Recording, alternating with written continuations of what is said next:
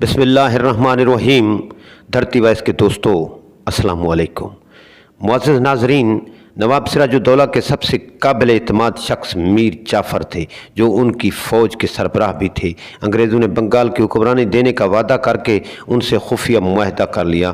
طے شدہ حکمت عملی کے تحت جنگ پلاسی 1757 میں ہوئی، جس میں انگریزوں کی فوج 3000 جبکہ سراج الدولہ کی 50,000 کی فوج تھی۔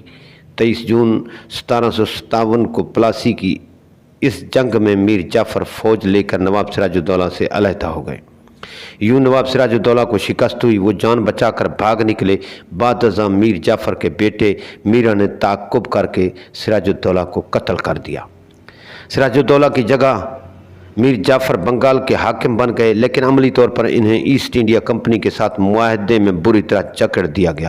یہ وہی لارڈ کلیو ہیں جو آگے چل کر ایسٹ انڈیا کمپنی کے پہلے گورنر جنرل بنے۔ عملاً بنگال میں مسلمانوں کے عروج و اقتدار کا سورج غروب ہو گیا۔ ناظرین، دوسرا تاریخی کردار جو ایک ملامتی علامت بن چکا ہے، وہ ہیں غدار میر صادق، جن کی قبر پر لوگ آج بھی تھوکتے اور جوتے پھینکتے ہیں۔ وہ ٹیپو سلطان کی مجلس کے صدر اعظم تھے۔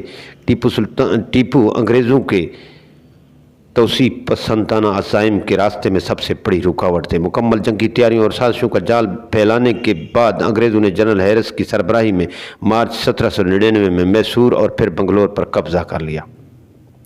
ناظرین، ٹیپو سلطان کو صلح کے لیے شرمناک شرائط پیش کی گئی، جو انہوں نے مسترد کر دیں۔ اپریل کے اواخر میں سرنگا پٹم کے قلعے کے باہر انگریزوں نے توپیں نصب کر دیں اور گولہ باری شروع کر دی۔ 3 مئی کو قلعے کی فصیل میں چھوٹا شگاف پڑ گیا۔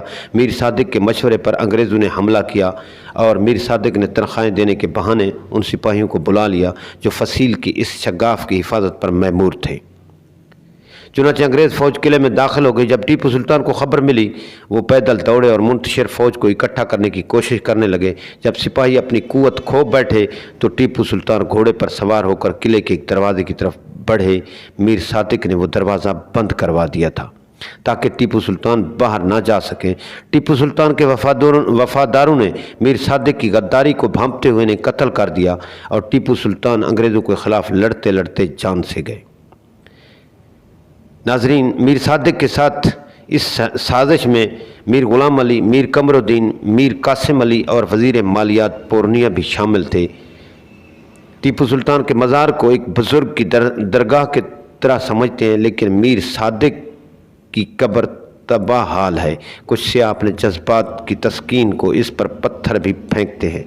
ناظرین، دھرتی وائس کی یہ کاوش آپ کو اچھی لگے تو ویڈیو کو لائک اور چینل کو سبسکرائب ضرور کیجیے گا۔ شکریہ۔